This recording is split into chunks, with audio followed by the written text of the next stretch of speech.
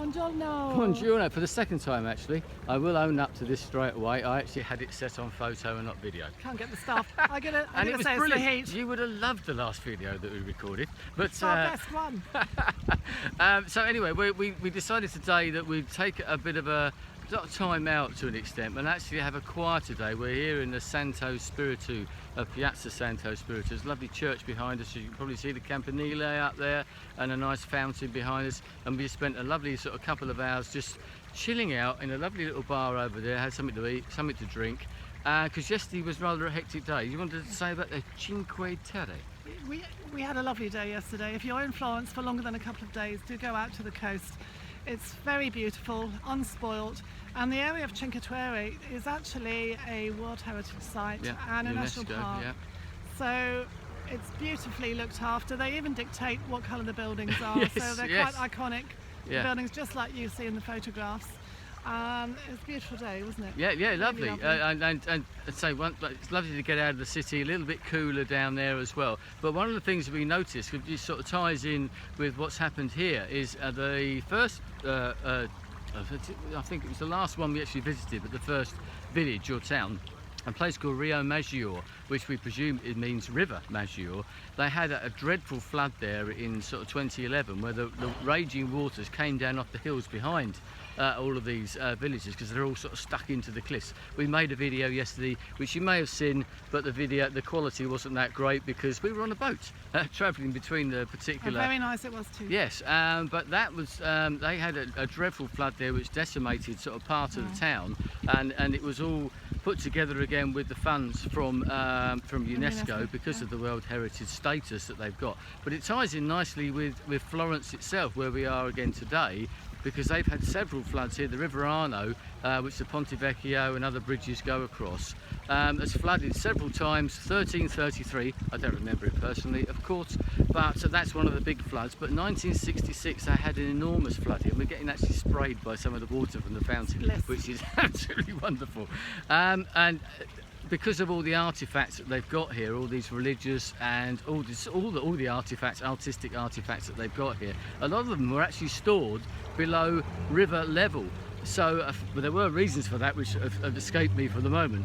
But they had to try and rescue these because the flood levels were absolutely horrendous. Really. About 2 meters up. Yes, exactly. You're sort of about 6 feet or so and above. all the silt came down from the mountains, Yes. so the treasures were basically coated in mud. Yeah, and they had what they called the Angels of Florence, all these people that swarmed into the city, a lot of them art students who came in to help protect and preserve and just collect all these things and try and collect them from all the mud and the silt and just try and resurrect what they had all there already.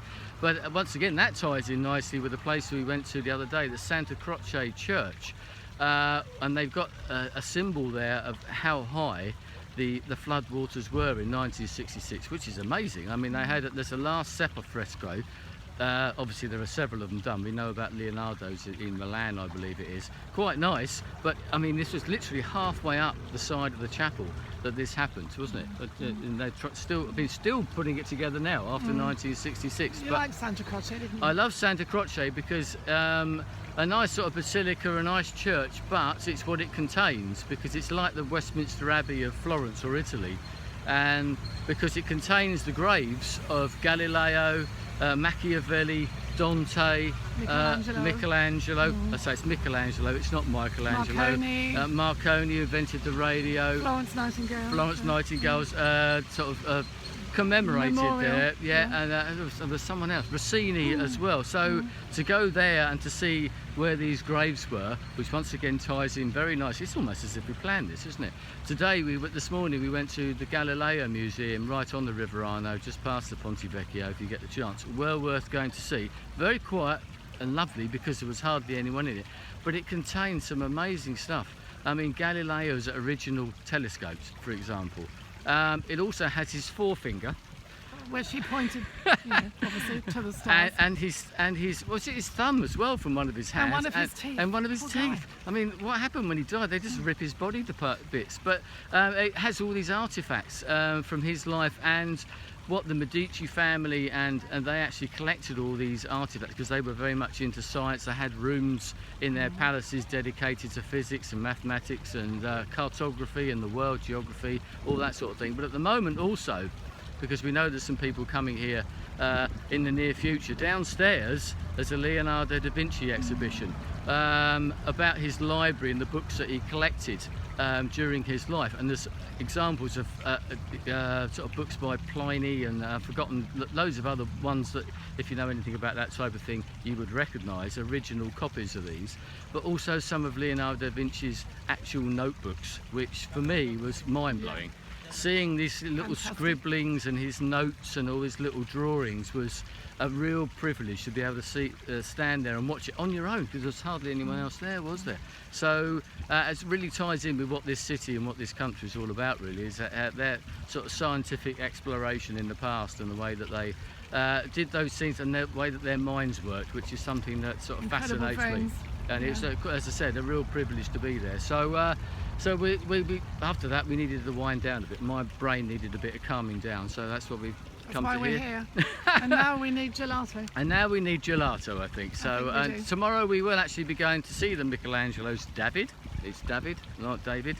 And the Acamedia, is it, I believe? That's where that is, and then onto the Duomo. And onto the Duomo itself, and climbing the Campanile, I do believe. Oh, and having a nice. Going to be tomorrow? That's good. Even more steps. Anyway, we'll leave it for now, and we'll see you tomorrow. Arrivederci.